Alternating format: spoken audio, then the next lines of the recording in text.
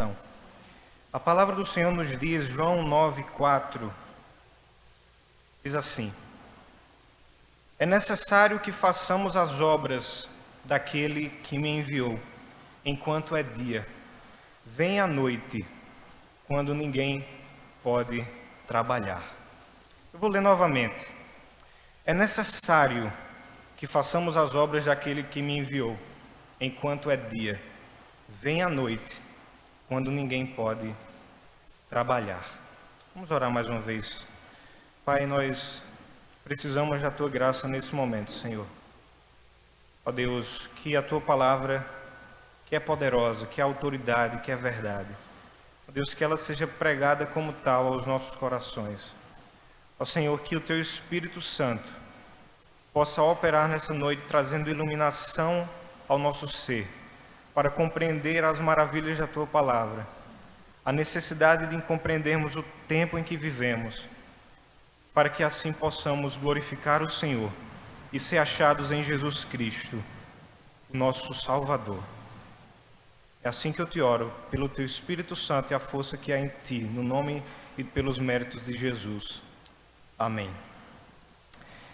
Queridos, como você utiliza o seu tempo? Como você administra aquilo que você tem que fazer, todas as suas atividades, todas as suas atribuições? Eu penso que todos nós temos alguma dificuldade em cuidar do nosso tempo, de administrar de uma maneira equilibrada, de uma maneira que glorifique a Deus, porque são tantas atividades que nós temos, em casa, na faculdade, no trabalho, na igreja. E eu não sei você, mas eu já me deparei várias vezes com a seguinte situação. Eu gosto de fazer uma listinha de tudo que eu tenho que fazer no dia. E parece que eu olho para aquela listinha e eu digo, 24 horas não serão suficientes. Porque é muita coisa para fazer, pouco tempo. Pressão, estresse, responsabilidade, a gente fica sem saber direito o que fazer. E apelamos ao nosso Deus em oração, dizemos, Senhor, nos ajuda, porque não sei como administrar o meu tempo. E é difícil mesmo. Por isso eu refaço a pergunta. Como você tem administrado o seu tempo? Um grande pregador do século XVIII, Jonathan Edwards, talvez um dos maiores pregadores e teólogos dos Estados Unidos, ele certa vez pregou um sermão que era a preciosidade do tempo e como redimi-lo. E eu penso que essa pregação dele se encaixa muito bem com o tema que eu gostaria de tratar essa noite com os irmãos e com aquilo que a palavra de Deus nos ensina. E em vários momentos eu vou utilizar das palavras daquele sábio pregador para tentar trazer aplicações e implicações para as nossas vidas. E ele, nesse sermão, ele inicia a sua pregação dizendo por que o tempo é precioso, por que o tempo é excessivamente precioso.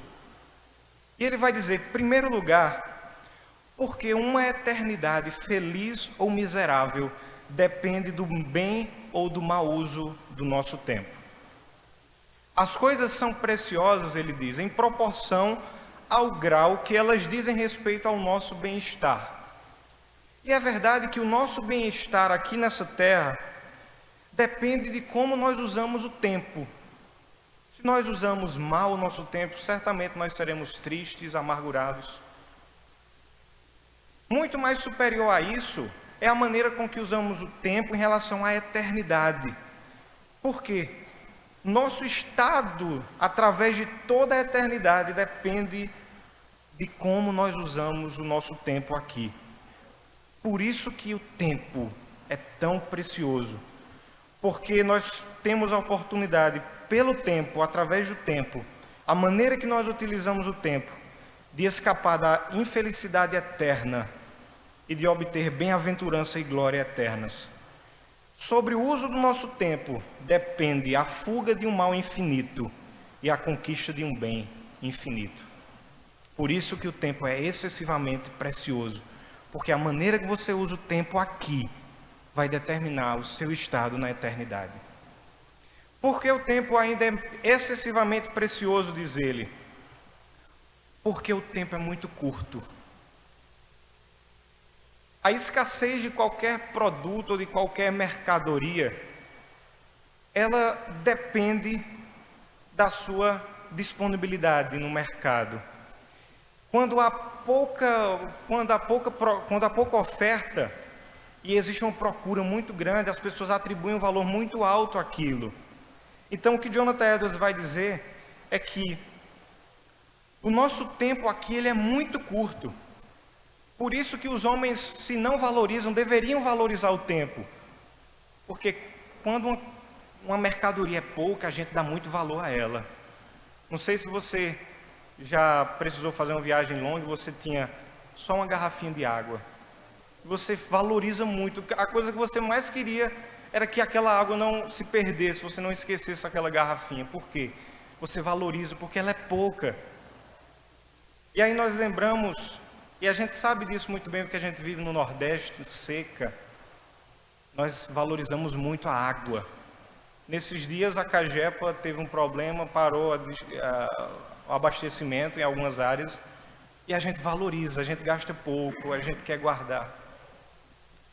Tiago, capítulo 4, 14, diz assim: qual é a sua vida? Vocês são como a neblina que aparece por um pouco de tempo e depois se dissipa. Nosso tempo aqui é apenas um momento comparado com a eternidade. É apenas um flash. Terceiro lugar, porque o tempo é excessivamente precioso, é porque nós não sabemos da sua continuidade. A gente sabe que é muito curto, mas a gente não sabe quanto ou quão curto é o tempo que nós temos. Não sabemos quão pouco do tempo nós temos. Se são alguns anos, alguns meses ou alguns dias, não sabemos. Por isso que o tempo é tão precioso, diz Jonathan Edwards. Quanto mais os homens valorizariam o tempo, diz ele, se eles soubessem que tinham apenas alguns meses ou alguns dias a mais para viver. Por isso que ele é tão precioso. A gente não sabe quando o nosso tempo aqui vai ter fim. E a quarta razão porque ele é excessivamente precioso é porque quando o tempo passa, não pode ser recuperado. Se você vender um automóvel, você depois de alguns dias se arrepender, pode ser que você chegue lá e consiga ter de volta aquele automóvel. Talvez até pagando um preço a mais, e com dores e com angústia, mas você vai conseguir talvez ter de volta. Se você perder uma posse, se você perder dinheiro, você consegue recuperar. Mas o tempo é algo que quando passa não pode ser recuperado. Uma vez que ele se foi, mesmo com dores, com custo, você nunca vai conseguir recuperar o tempo. E a gente pode até se arrepender por ter perdido muito tempo. Mas, se a gente não tentar melhorar o tempo que nós temos, tudo isso será sem propósito, sem valor. E aí Jonathan Edwards, ele também diz algo. Cada parte do tempo é sucessivamente oferecida a nós, para que possamos escolher se vamos tornar essa parte do tempo nossa ou não. E o tempo não nos espera para ver se nós vamos aceitar a oferta ou não. Se recusarmos, isso é imediatamente retirado e nunca mais oferecido. E aquela parte do tempo que se foi, se nós negligenciamos em aproveitá-la, está fora da nossa posse e do nosso alcance para sempre. O tempo é excessivamente precioso. Por quê? A nossa eternidade depende disso. Porque ele é muito curto. Porque nós não sabemos quanto ele vai continuar. E por quê? Quando se perde, ninguém pode recuperar o tempo. Esse texto que nós lemos, ele nos dá lições preciosas sobre nossas obrigações como cristãos e sobre o nosso relacionamento com o tempo que nós temos aqui nessa terra. Eu gostaria de verificar com os irmãos algumas verdades que esse texto nos dá sobre esse tema, as nossas obrigações, os nossos deveres como cristão e como nos relacionar com o tempo. A primeira verdade que esse texto nos mostra é que Jesus Cristo tinha obras ou tinha um trabalho a ser feito. Jesus havia recebido um trabalho dado pelo Pai, por Deus Pai. E toda a vida de Jesus Cristo aqui nessa terra foi baseado nessa tarefa que ele recebeu do alto. E é interessante que nesse texto nós vemos Jesus Cristo curando um cego de nascença, nos versículos anteriores. É aquele episódio em que os discípulos perguntam a Jesus: mas, mestre, esse homem pecou, ele está cego assim porque ele pecou, os seus pais pecaram. Então Jesus Cristo responde e em seguida cura aquele homem. Mas o foco da nossa mensagem é esse versículo 4, quando ele diz: é necessário que façamos as obras daquele que me enviou. Ou seja, Jesus Cristo tinha uma obra a fazer, ele tinha um trabalho que Deus tinha dado a ele para ser realizado. Cada palavra de Jesus Cristo, cada sermão que ele dava, cada milagre que ele realizava era parte dessa tarefa que ele tinha recebido. E a agenda de Jesus Cristo estava totalmente em sintonia com a agenda do Pai e a tarefa que ele havia recebido.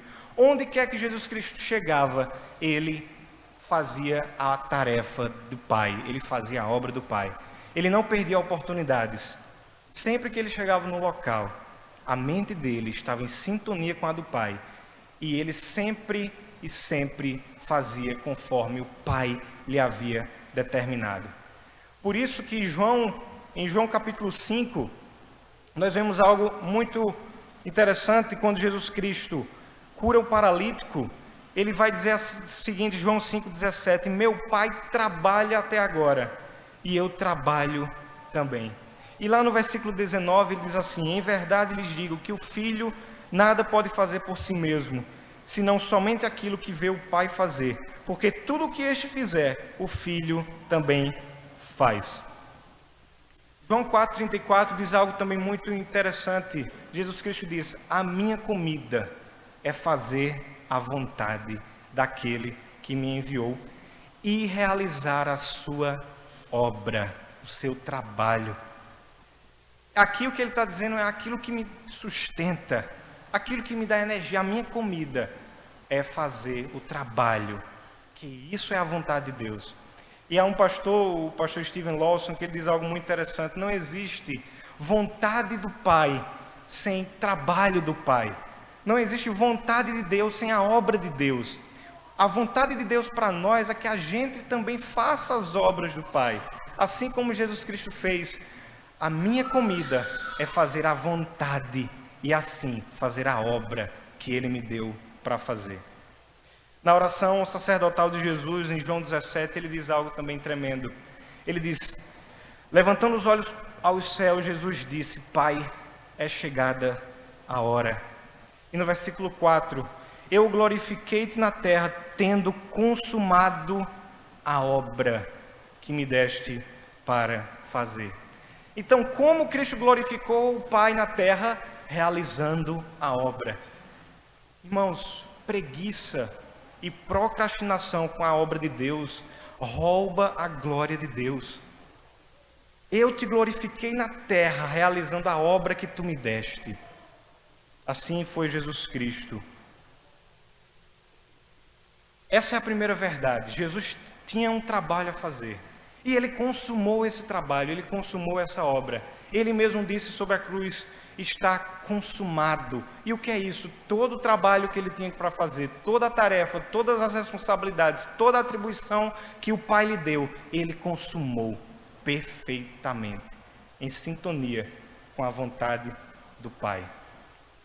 A segunda verdade que nós vemos nesse texto é que os discípulos de Cristo também têm um trabalho para realizar.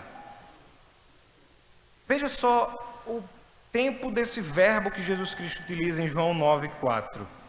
Ele diz o seguinte: é necessário que façamos a obra. Todos os seguidores de Jesus Cristo, isso inclui os discípulos que estavam ali ouvindo, isto inclui os cristãos do século 21, todos nós temos a mesma ordem. enquanto é dia, executar o trabalho das obras de Deus. Paulo vai dizer isso lá em Efésios 2. Ele vai dizer o seguinte: pois somos feitura dele, Deus, criados em Jesus Cristo para boas obras, as quais Deus de antemão preparou para que andássemos nelas. E antes ele vai dizer: nós somos salvos pela graça, mediante a fé, para boas obras. Então Deus nos salva não pelas nossas obras, mas para nossas obras, para que façamos as obras. E essas são as obras de Deus, essas são as obras do reino, essa é a obra do Pai. É isso que é o propósito da nossa salvação, da nossa santificação. Nós estamos nesse mundo para realizar o trabalho das obras do Pai. Nós somos salvos para servir, nós somos salvos para testemunhar, nós somos salvos para realizar o que Deus nos comandou. E é interessante esse versículo de Efésios 2, que diz o seguinte: Deus de antemão preparou para que andássemos nela. E aqui ele usa a doutrina da eleição. É como se Deus estivesse dizendo: Deus predestinou as obras que nós temos que fazer. Queridos, esse trabalho, essas obras, elas não são fáceis. Exigem labor, lutas, dificuldades. Porque o chamado de Jesus Cristo é: siga-me, negue-se a si mesmo, tome a sua cruz e siga-me. É difícil. Tanto é que Paulo, lá em 2 Coríntios, no capítulo 6, ele vai dizer: olha, eu me apresentei diante de vocês com vigílias, com lutas, com açoites. Não foi com descanso, nem com férias, nem com nada disso, mas a minha vida cristã é uma vida de luta, de desafios, de gemidos. Nós não fomos chamados, irmãos, para estar num playground, mas para estarmos num exército, numa batalha, tomando a cruz, negando-nos a nós mesmos e seguindo a Ele.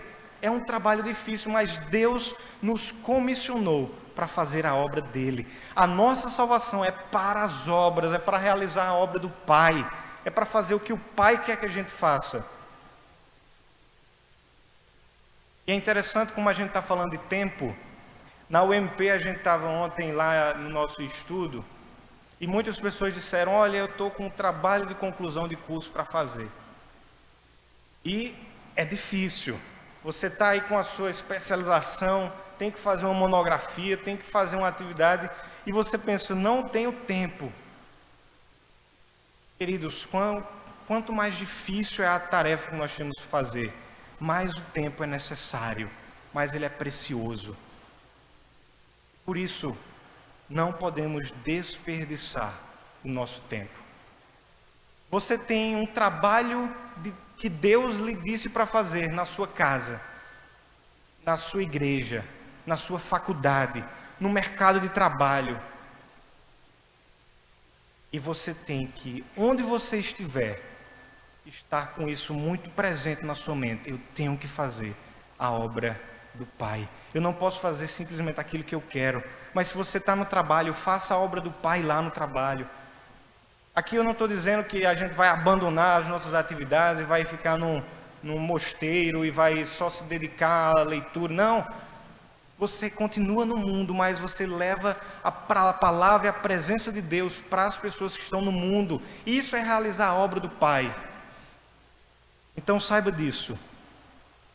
Você também tem, como discípulo de Cristo, um trabalho a fazer. E esse trabalho é realizar a obra do Pai. E eu acho interessante como Jesus Cristo formula isso, porque a primeira palavra que ele diz nesse chamado aos seus discípulos é: necessário que façamos a obra. Isso dá um sentido de urgência. Eu não sei se você é meio lento para fazer as atividades da sua casa. Isso daí eu sou. Não sei se você é meio lento para fazer as atividades da sua escola. Talvez você seja. Não sei se você deixa tudo para a última hora. Mas saiba de uma coisa: a hora do Pai, a obra do Pai é necessário, é urgente você fazer. é urgente. Você pode, e claro que à medida que a gente conhece a Deus, a gente passa a ser mais responsável com todas as nossas áreas, com nossas atividades da escola, com tudo isso. Mas saiba de uma coisa, onde você estiver, a obra do Pai é urgente. É necessário que façamos a obra do Pai. Mas por que é urgente fazer a obra do Pai? Esse próprio texto nos ensina o porquê. E essa é a terceira verdade. Porque o nosso tempo para realizar esse trabalho é limitado. Veja só o que Jesus diz. Enquanto é dia, façamos a obra. Jesus estava ciente de que o seu ministério terreno acabaria no final de 3 anos. Por isso ele estava tão empenhado a fazer a vontade do Pai com urgência. Veja só como ele tratava os seus discípulos. Ele foi lá na coletoria onde estava Mateus e ele disse, siga-me.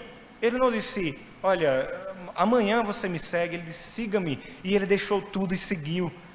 Bem assim os pescadores, soltem suas redes, me sigam, eu lhes farei pescadores de homem. Eles seguiram. Aqueles que disseram, Senhor, eu preciso enterrar os meus pais, eles não foram. Porque Jesus sabia que o seu tempo era limitado. E por isso ele estava tão empenhado em fazer a obra do Pai. A vida de Cristo, em todos os seus caminhos, em todos os seus ensinamentos, tudo o que ele fazia, ele transpirava um só sentimento, que era, enquanto é dia, a noite vem, quando ninguém pode trabalhar. Eu tenho que fazer a obra do Pai, enquanto é dia. Salmo 139, 16 diz assim, todos os dias determinados para mim foram escritos no teu livro, antes de qualquer deles existir. E aqui a gente precisa parar para refletir um pouco, que na soberania de Deus, Ele determinou todos os nossos dias. E eles estão escritos em um livro, que é o livro dos decretos eternos de Deus.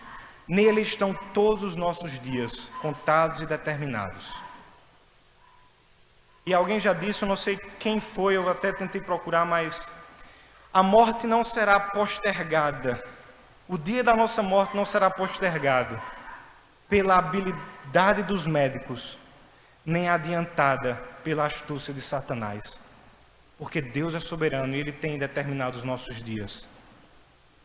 Mas Ele fez isso, não foi por acaso, não foi para a gente utilizar os nossos dias da forma que a gente quer. Nossos dias foram designados por Deus para um trabalho, para uma obra, como nós vimos. Ele nos salvou para realizar a obra. Queridos, eu acho muito interessante uma ilustração, uma explicação, na verdade, desses dois textos, que o mesmo pastor Steven Lawson diz.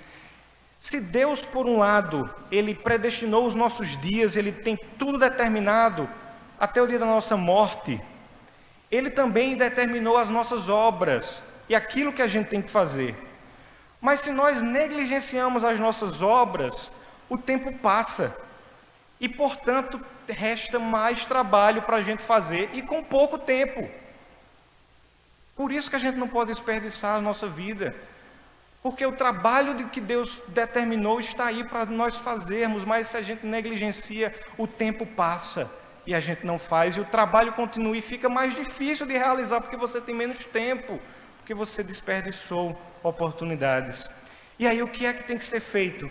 Aquilo que Paulo diz em Efésios 5,16, remir o tempo, porque os dias são maus.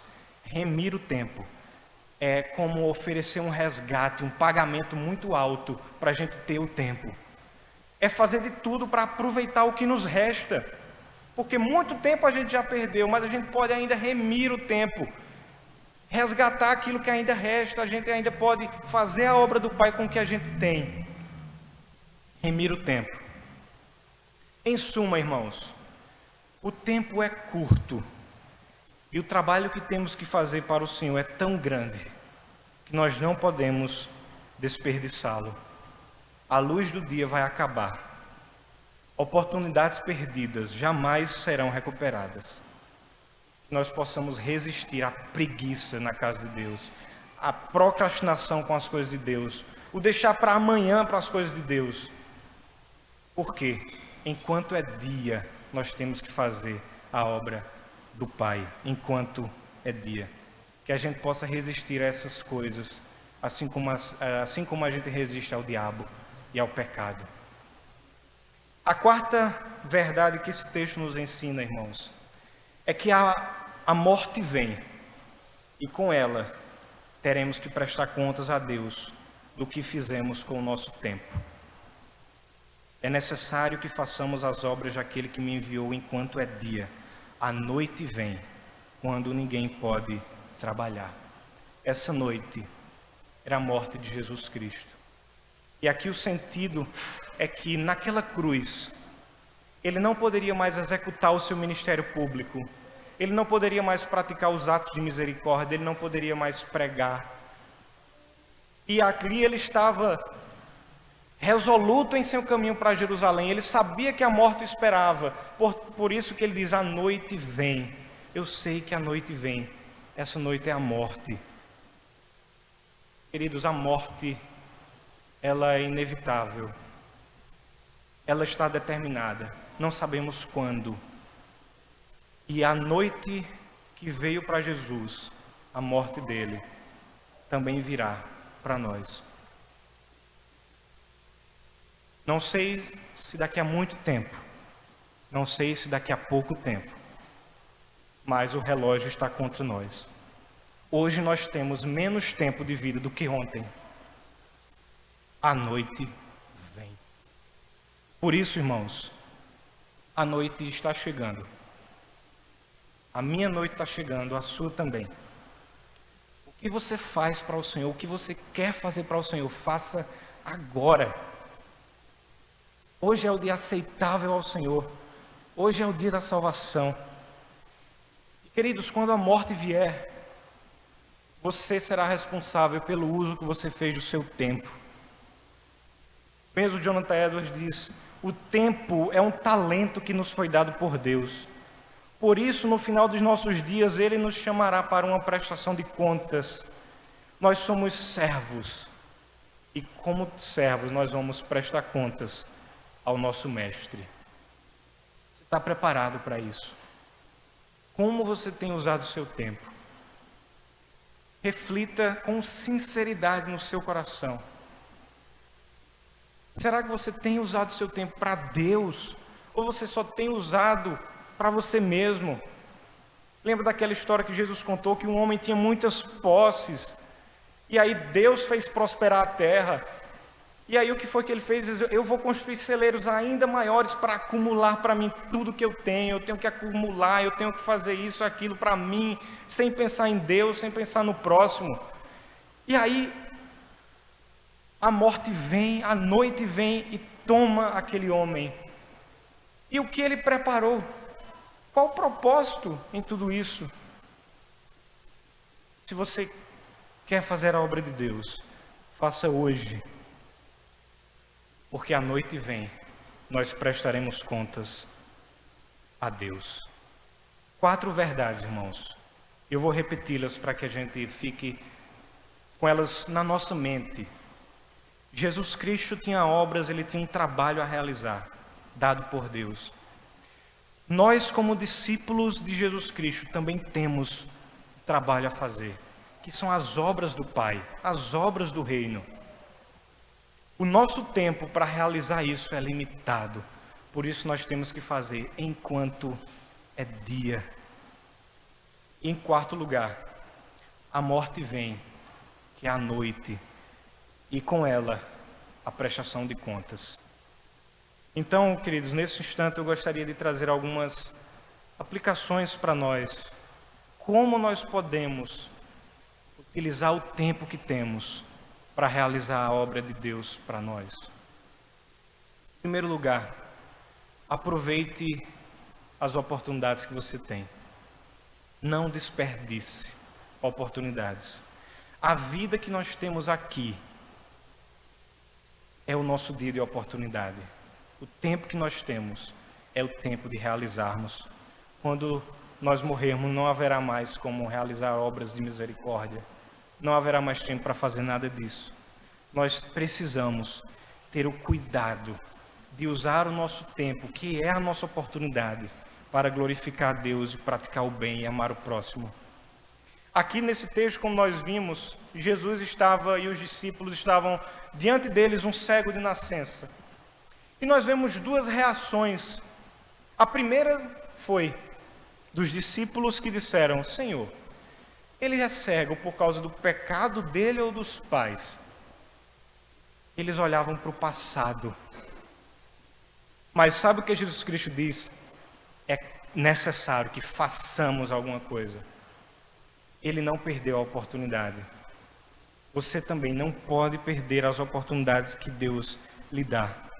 Lembre-se que existe um testemunho a ser dado, existem visitas a serem feitas, existe uma palavra a ser anunciada, existem pessoas que precisam ouvir esse evangelho, existem as escrituras que nós precisamos nos aprofundar nela, existe uma vida de oração que a gente tem que se aprofundar e colocar isso no nosso coração como algo indissociável da nossa prática cristã. É preciso fazer as obras do Pai. Você lembre-se disso. O pastor J.C. Ryle, ele diz o seguinte: não há qualquer obra no sepulcro para onde todos nós estamos apressadamente indo. Oremos, leiamos a Bíblia e honremos o dia do Senhor, ouvindo a palavra de Deus e fazendo bem em nossa geração, como pessoas que jamais esquecem: a noite vem. Queridos, quando você desperdiça uma oportunidade de vir para a casa do Senhor para fazer outra coisa, isso nunca mais voltará. Nunca mais. Não desperdice oportunidades. Segundo, não desperdice a sua própria vida. Não sei como você tem usado o seu tempo, não faço a menor ideia. Talvez com indiferença para as coisas de Deus. Talvez mais do que indiferença, com maldade. E isso, você se prejudica tanto a si mesmo como prejudica os outros. Eu não sei se você vive sua vida apenas preocupado com as coisas desse mundo. E eu sei que muitos de nós temos atribuições nesse mundo, temos um trabalho, temos universidade. Mas se você só vive para isso, você está perdendo a sua vida.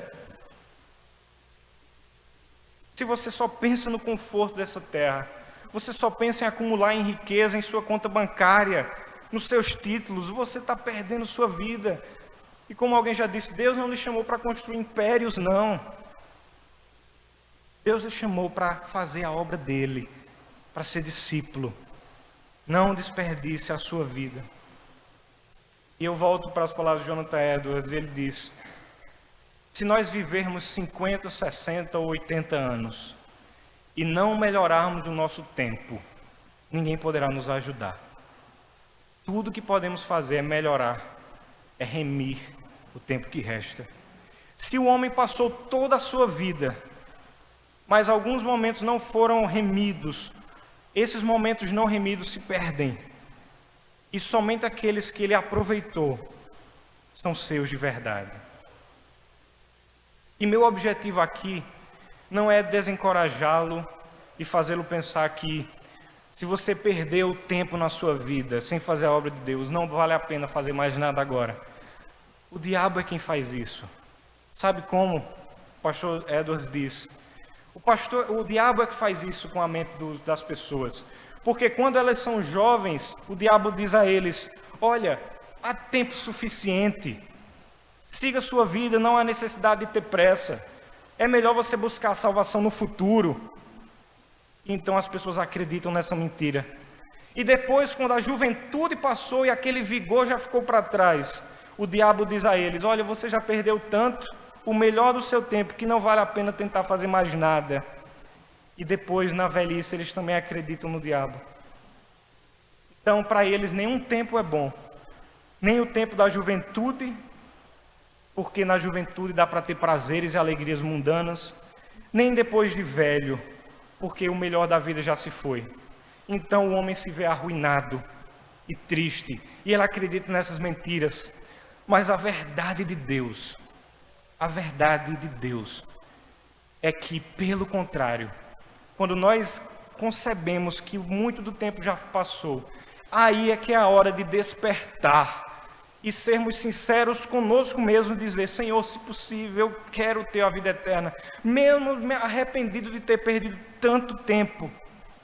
Irmãos, Deus ainda pode lhe dar arrependimento e reconhecimento da verdade e salvação, se você compreender que muito do tempo da sua vida foi perdido, mas agora é hora de despertar desse sono, é hora de voltar para a casa de Deus, é hora de fazer o que é certo, é hora de glorificar a Ele. Nunca é tarde, enquanto estamos aqui, para reconhecer a grandeza de Deus e voltar para Ele.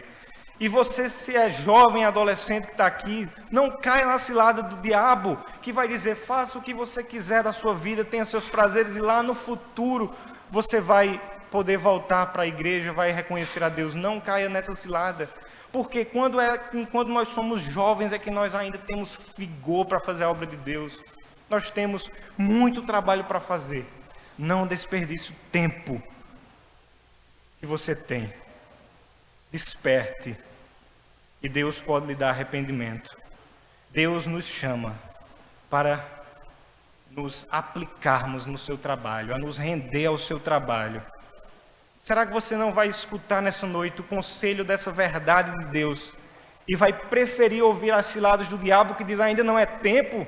Ainda não é tempo de se entregar ao Senhor, ainda não chegou o tempo, você tem mais para aproveitar. Irmãos, a noite vem. É necessário fazer a obra do Pai agora, porque a noite vem. Uma outra aplicação para nós: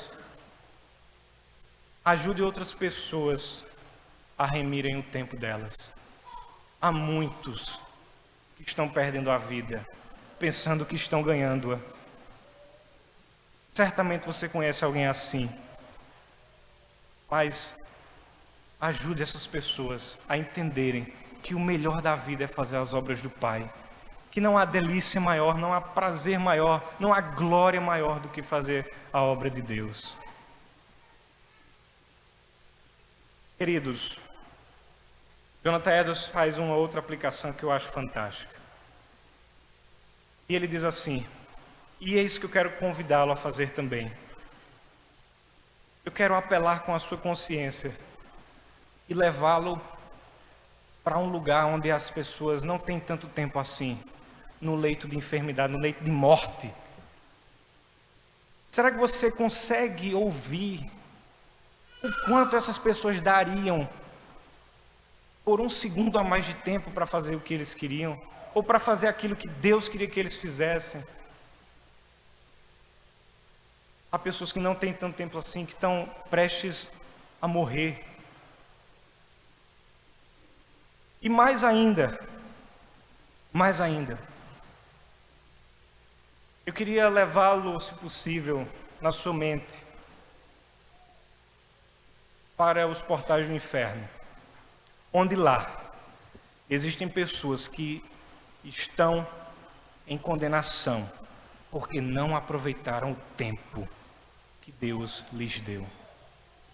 Porque acharam que a vida era muito boa, não precisava ligar para Deus, não precisava ligar para essas coisas, para a eternidade, para a espiritualidade. E elas queriam muito ter uma oportunidade, e o tempo que você tem, e o que você vai fazer com esse tempo?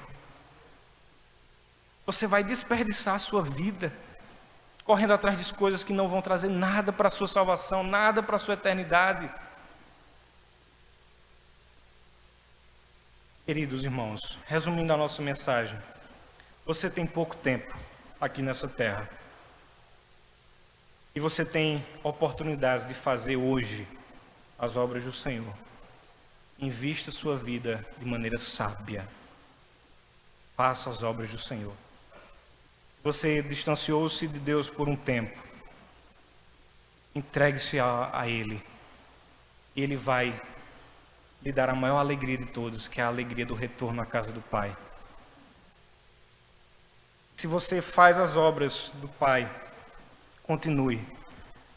Prossiga, mesmo nas dificuldades e nas dores. Que você possa remir o seu tempo, aproveitá-lo para fazer a obra de Deus. Oremos, irmãos. Pai bendito, Deus, a Tua palavra é grandiosa, é poderosa. Ó Deus, nós não somos nada diante de Ti. Nossa vida é uma neblina que vem e logo passa. E, ó Deus, quantas vezes nós desperdiçamos o nosso tempo com coisas fúteis e banais que não acrescentam nada para a nossa espiritualidade. Ó Deus, nos ajuda a remir o tempo, a trabalhar constante e incessantemente para a obra do Pai. E que assim o Senhor nos conceda essa alegria, que é de ser servos Teus, com fidelidade, com amor. Pois nós queremos dizer, Senhor, nessa noite, nós precisamos de Ti. E nós fomos criados para fazer as obras Tuas nessa terra. No nome de Jesus, toca nos corações aqui, Senhor. Concede arrependimento e graça. Que pessoas se convertam ao Teu senhorio. Que pessoas possam dizer de fato: eu quero fazer as obras do Pai, porque a noite vem.